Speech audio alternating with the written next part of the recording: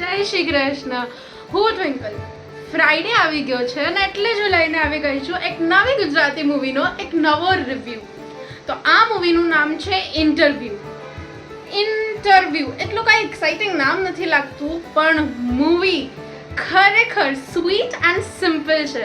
આ મૂવી ખરેખર હકદાર છે હર એક તારીફની જે હમણાં હું કરવા જવાની છું.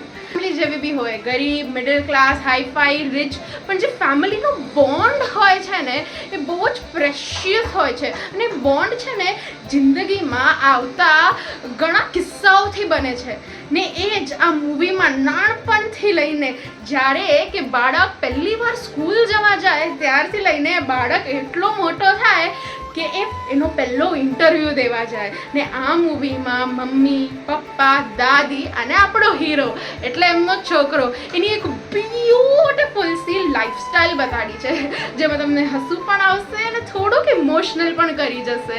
મૂવીનો એન્ડિંગ, સોરી અત્યારે જ એન્ડિંગ પર આવી ગઈ છું, પણ એન્ડિંગ એટલી સેટિસ્ફાઈંગ છે કે એના વિશે વાત કર્યા વગર હું રહી નહીં શકીશ.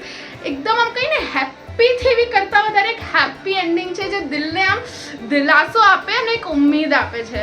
અને yes, as the name suggest, interview આ મૂવીનો સૌથી ઇમ્પોર્ટન્ટ મેન અને ઓસમ પાર્ટ હતો. ઇન્ટરવ્યૂનો પાર્ટ ખરેખર તમે જો ઇન્ટરવ્યૂ આપવા જવાના હો કે ના પણ હો, તમે લાઈફમાં કોઈ બી પોઝિશનમાં હો, પણ જો તમે આ મૂવીનો એ પાર્ટ જોઈ લેશો ને તો તમારા અંદર આમ એક પોઝિટિવ એનર્જી આવી જશે, નેક્સ્ટ લેવલનો કોન્ફિડન્સ આવી જશે. અને આઈ એમ ડેમ શ્યોર આ મૂવી જ્યારે બી OTT પર રિલીઝ થશે ને હું અને તમે આપણે બધા એ પાર્ટ વાડે ઘડીએ રિપીટ કરીને જોશું, કેમ કે 100x મોટિવેશન આપે છે. એટલે લિટરલી બહુ જ સરસ મૂવી બનાવેલી હતી. ડાયલોગ્સ એકદમ નોર્મલ, આપણને એમ લાગે કે આપણે જ આપણા ઘરમાં બેસેલા છે ને જે નોર્મલ રીતે વાતો થતી હોય એવી જ વાતો, એટલે આપણને પોતાની આપણી જ લાગે. અને સોંગ્સની વાત કરશું તો હા, સોંગ્સ એટલી હાઈ એક્સપેક્ટેશન્સ પર નથી જતા, પણ that's okay, movie cover up કરી લે છે. આ મૂવીની સિમ્પ્લિસિટી અને સ્ટોરીથી શાયદ એ જ આ મૂવીની નીડ હતી, એટલે મારા તરફથી મળશે આ મૂવીને 4 સ્ટાર્સ આઉટ ઓફ 5. અને હું તમને બી રેકમેન્ડ કરીશ કે તમે પણ જરૂરથી આ મૂવીને થિયેટરમાં જોજો. હું સ્ટ્રોંગલી બિલીવ કરું છું કે જે આપણી આ ગુજરાતી ઇન્ડસ્ટ્રી છે એ એકચ્યુઅલી ડેવલપિંગ સ્ટેજ પર છે અને કમ્પ્લીટ ડેવલપ થઈ શકે છે આપણા જ બધા સાથીઓથી. અને જો મારો આ મેસેજ ક્યાંક સુધી પહોંચતો હોય તો મારે ચિલ્લાવીને એમને કહેવું છે કે જે બી નિર્માતાઓ છે, પ્લીઝ હું નર્મ વિનંતી કરું છું તમને બધાને કે એક સાથે મૂવી રિલીઝ ન કરતા ખરેખર મારી આ વાત જે હું કહું છું એને 2 વાર સાંભળજો અને જો અમલમાં મૂકી શકતા હશો તો બેસ્ટ હશે.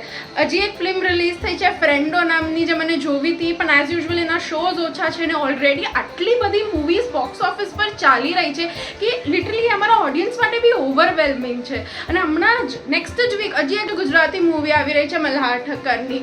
તો હું સિર્ફ એટલું જ કહીશ, જો આપણા પાસે આટલો પ્યોર સોના જેવો કન્ટેન્ટ છે તો પછી આપણે કેમ ન થોડું પેશન્સ અને ટાઈમ રાખીને એને એક લિમિટેડ પ્લાનિંગથી આપણે રિલીઝ કરીએ થિયેટરમાં, તો આઈ એમ શ્યોર હમણાં જે રિસ્પોન્સ મળી રહ્યો છે ગુજરાતી સિનેમાને એનાથી 2 ગણો 3 ગણો વધારે સારો રિસ્પોન્સ મળી શકે છે, જે નિર્માતાઓ માટે ઘણો પ્રોફિટેબલ હશે. ને જો નિર્માતાઓ પ્રોફિટેબલ હશે તો જ તો આટલી સરસ મૂવી આપણા બધા સુધી પહોંચતી રહેશે. જો તમે મારી આ જે મેં છેલ્લી વાત કીધી એનાથી અગ્રી કરો છો તો પ્લીઝ આ વિડીયો શેર કરી દેજો, લાઈક કરજો. Thank you so much everybody. હું તમને મળીશ મારા બીજા રિવ્યૂમાં.